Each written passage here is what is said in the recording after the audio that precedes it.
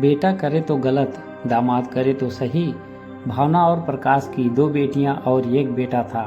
तीनों की ही शादी हो चुकी थी। जैसा कि हर घर में होता है कि बेटियां का सुखी संसार देखकर माँ खुश होती है, लेकिन यदि उनका खुद का बेटा अपनी पत्नी को सर आंखों पर रखे तो सास को अच्छा नहीं लगता।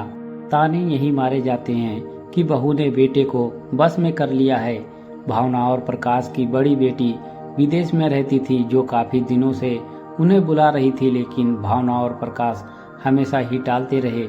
इस बार दामाद जी ने उनके आने जाने की टिकट करवाकर उन्हें भेज दी। इस बात का ढिढोरा भावना जी ने हर जगह पीटा कि उन्हें इतना अच्छा दामाद मिला है, जो अपने सास ससुर के लिए इतनी महंगी टिकट भिजवा रहा है और उन्हें वहां बुला रहा है। भावना जी ने अपने और अपने पति के जाने की तैयारी अच्छे से कर ली। साथ ही साथ अपनी बहू को हजारों हिदायतें भी दे दी कि घर खर्च कैसे करना है, कहाँ जाना है, किससे क्या बोलना है। भावना और प्रकाश करीब करीब 15 दिन वहाँ घूमने वाले थे। यहाँ उनका बेटा बहू अकेले ही थे। भावना जी का बेटा आर्यन बहुत ही समझदार था। अपने माता पिता को खुश देखकर वो बहुत खुश था। एक बेटा तो हमेशा ही अपने माता पिता के लिए हर काम करना चाहता है, लेकिन जब दामाद अपने सास ससुर का इतना अच्छा ध्यान रखे तो सचमुच खुशी दुगनी हो जाती है। आर्यन ने सोचा क्यों ना मैं अपने सास ससुर को यहाँ बुलाऊं और उन्हें घुमाने ले जाऊं। अपनी पत्नी को बिना कुछ बताए उसने अपने सास ससुर को बुला लिया। उसकी पत्नी अपने माता पिता को अचानक देखकर चौंक गई। सारी बात पता चलने पर वह बहुत खुश हो गई। आर्यन अपने सास ससुर और अपनी पत्नी के साथ महाबलेश्वर घूमने चला गया, जहां उन्होंने ढेर सारी फोटो खिंचवाई और उन्हें सोशल मीडिया पर भी डाल दिया। यह सारी तस्वीरें देश विदेश में बैठी उसकी माँ बुरी तरह से गुस्सा हो गई।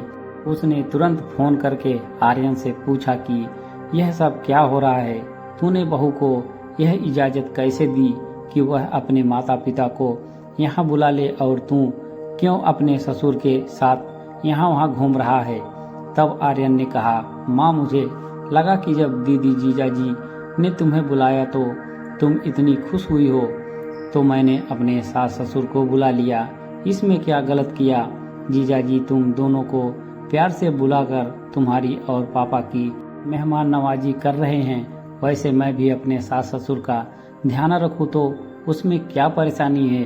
भावना के पास कोई जवाब तो नहीं था, बस फोन पटक दिया।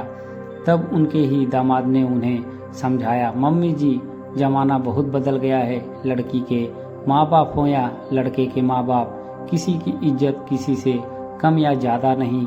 सभी को एक परिवार की तरह रहना चाहिए। एक बहू जब बेटी बन जाती है तो एक दामाद बेटा नहीं बन सकता है। आप परेशान ना हो, हम यहाँ एंजॉय करेंगे और उनको वहाँ एंजॉय करने दीजिए। इसी में ही सबकी भलाई है। मैं जानती हूँ कि अभी भी लड़की और लड़के के माँ बाप में बहुत फर्क किया जाता है।